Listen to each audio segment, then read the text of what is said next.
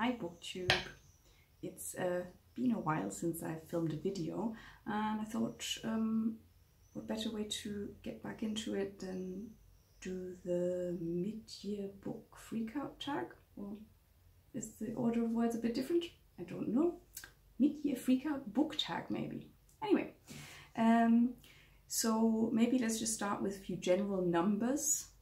I won't go into like super amounts of detail because I don't think anybody's interested. But anyway, in the first half of this year, I've read 45 books. Almost all of these were not in translation and in English. There were, I think, only 2 German books and like 1 that was originally in French. So that's kind of a little bit embarrassing in a way. But anyway, I do have quite a lot of translated books on my shelves. I've just somehow not got around to reading them. Of those books, I think, wait, let me check. Yeah, right, I think there was like 10 non-fiction books, which is sort of a mix of essays, memoirs, whatever. And the rest was all fiction, mostly novels, a few, just like the tiniest amount of short stories, and I think some poetry. Let's not get into genre because who's interested anyway? Most of it's contemporary and literary fiction. There was a bit of fantasy and whatever, and yeah. Also, yeah, like I said, most of it was contemporary, so like from this year and the last few years, and just a few sort of other ones dropped in here or there, like from the 1920s or something like that.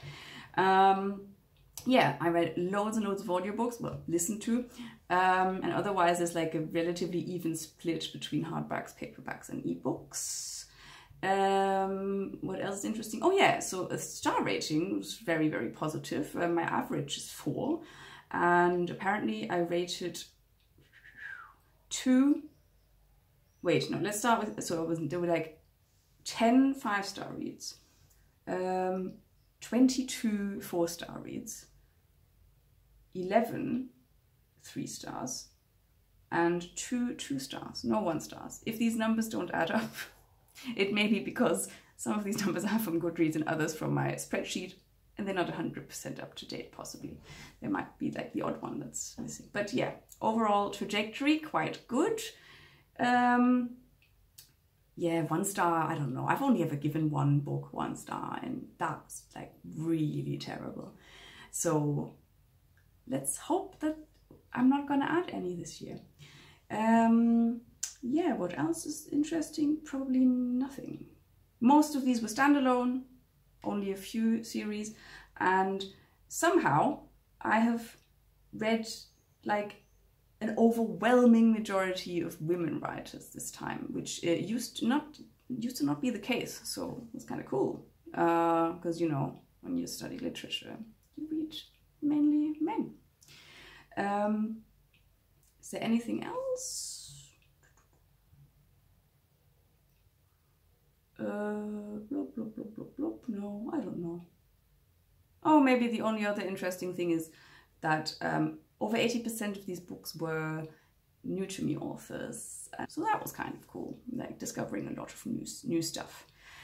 Anyway, so I think that's enough for numbers. If you're interested, my Goodreads goal is always 52. It's a very arbitrary number. It's like 1 a week, and normally I can read more than that, as is probably visible from this number now, but I just like to keep it achievable. And yeah, I feel like if I read only 1 a week, I would be still quite happy with, you know, how much I'm reading. Anyway, so on to the tag questions. I was not tagged, but I don't think it's kind of the type of video where you really need to be tagged, right? So the first question is best book you've read so far in 2021, and that is, I think this comes as no surprise, Hamnet by Maggie or Farrell. I know I've been talking about this quite often anyway, and so I'm not going to go into it. I have filmed a whole reading vlog on it, and yeah, you can go watch it if you're interested.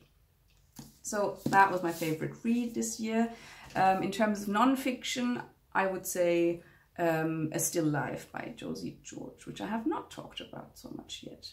But I might go into that a bit more in a reading wrap-up. Let's just say it was very moving, very dark and heavy memoir, but it was also really life-affirming. So an odd mix there. But yeah, it's just really, really good. Then the second question, best sequel you've read so far in 2021. So like I said, I didn't read a lot of series, so almost by default, it is Fugitive Telemetry by Martha Wells, which is I think the 6th installment in the Murder Diaries series. It wasn't perfect, but yeah, it was the best one of the series sequels that I've read. Then the number 3, new release you haven't read yet but want to. There's quite a few, but I think the one that I'm like most interested in right now that I want to get to soon is Little Scratch by Rebecca Watson. I've already mentioned this before, so let's not go into details. Then number 3, that was just number 3. Number 4, most anticipated release for the second half of the year. So I do not tend to keep up to date with new releases. I usually just sort of get my info from other people who are better informed and get arcs sent. But there are 3 that I'm kind of really excited about. 2 of which I have pre-ordered, 1 of which I have received like a NetGalley arc.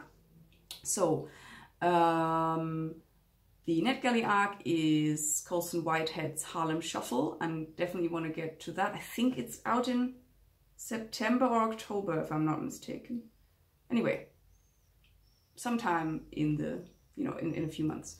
And then the other one that I've pre-ordered is Nina Mingya Powles, Small Bodies of Water, which is supposed to be out in August. But I got some sort of email that said it might be later. I'm gonna have to check again. Maybe I'll have to pre-order elsewhere. And then lastly, but certainly not least, is our, BookTube's own Mark Nash's new book, which is called Stories We Tell Our Children, which is a, what did he say? A novel made up of interlinked short stories. And if you haven't heard of it, you might want to check out his video in which he reads one of the stories. I think he's only just uploaded it today, although when you see it, it might be the day before that. I haven't read any of his books in full yet. I've only started on an older novel, and so far, well, like I expected, I have to look up quite a few words because his vocabulary is quite expansive. But also, I really like the way he plays with words. So yeah, that's just something, I don't know, very delightful. And so yeah, look forward to that. I'm going to link the video that where he does the reading down below. And also, if I remember, a few videos where he discusses certain themes in the novel. Okay, cool. Then number 5, biggest disappointment, absolutely by a mile, Susanna Clarke's Piranesi. Have also already gotten into this, but boy oh boy, I can't believe I bought this as a hardcover. It's got to leave my house. Number 6, biggest surprise. The biggest surprise is this thing that has this terribly long title. Wait, Leanne Shapton's Important Artifacts and Personal Property from the collection of Lenore Doolan and Harold Morris, including books, street fashion and jewelry. Yeah, I've spoken about this in a wrap-up, but briefly, the reason why this was so surprising is, even though it was my own choice, and I made Mark Nash, well, not made him, but I convinced him to read it with me, is that I was very intrigued by it, but I also was equally doubtful over whether the concept of this would actually work. So this is the story of Lenore Doolan and Harold Morris, is that the name? Yes. And their sort of emerging relationship, and then the, well, breaking down of said relationship. And it is told entirely through a catalogue of, well, ostensibly an auction. And this auction includes all sorts of personal items like, you know, emails, books, notes that are tucked into the book, or photographs, little, you know, pieces of clothing, presents they've sent each other, you know, or like letters that they started but never sent to each other, and all that. And yeah, I was surprised by how well it worked, and I'm quite happy about that, to be honest, because it was just such a, how do you say this? It pushes the boat out in terms of, well, how this type of narrative can be constructed. And so, yeah, that was a very lovely surprise. Number 7, favorite new author. I don't think I have one, because most of the time I've only read, like, you know, some new to me authors, and, you know, they might be promising, but since I haven't yet picked up a second book of theirs, or, you know, the third, how would I know? So I'm just gonna say there are 3 that sort of stood out to me in terms of their writing, their prose. No, maybe 4 actually, 4.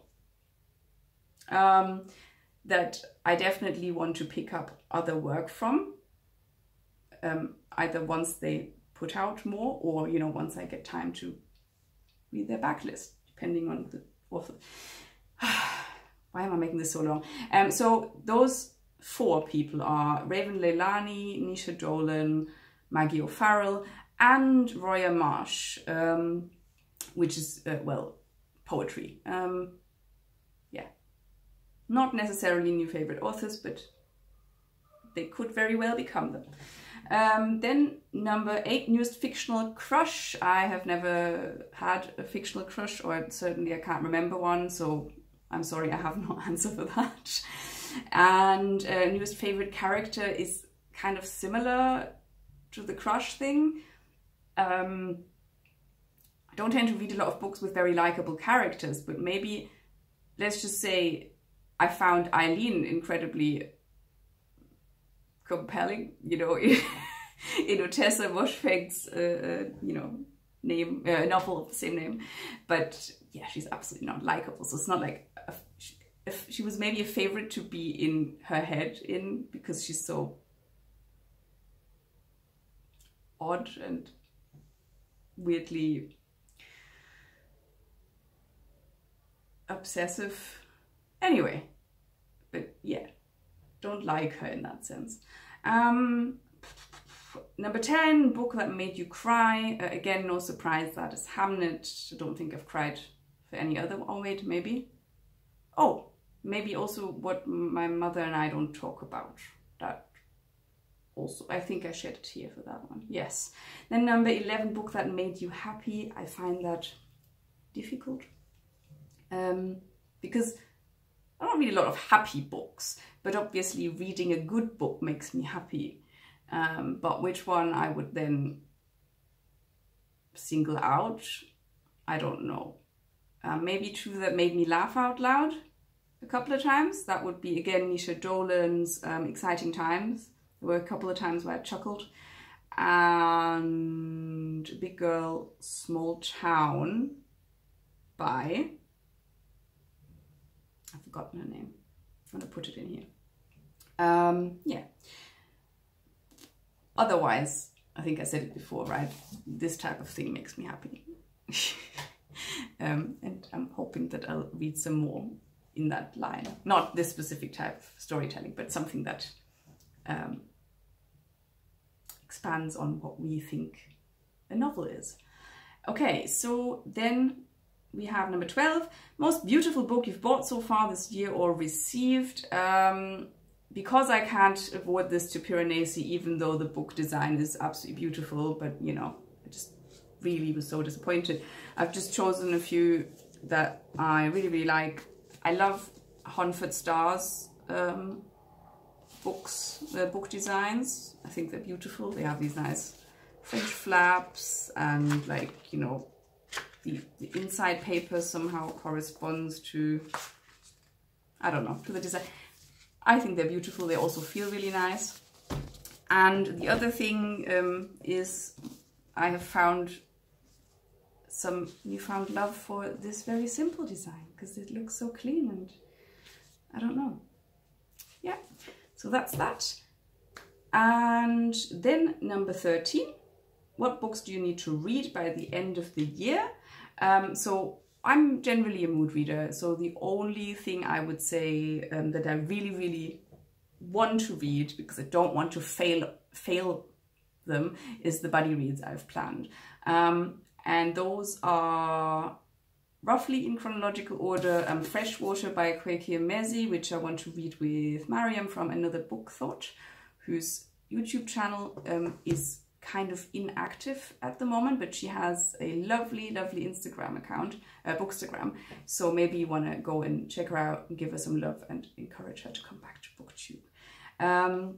And the other one is what I've just held up, 50 Sounds, which I'm about to start really soon, with another Bookstagrammer who is Book Epiphanies. She's also got a lovely, lovely account. You should all check her out. Then I want to read Nervous System with Roz from Scully Dundling about the books, and I forgot to take it off my shelves. Then Infinite Jest with Mark Nash.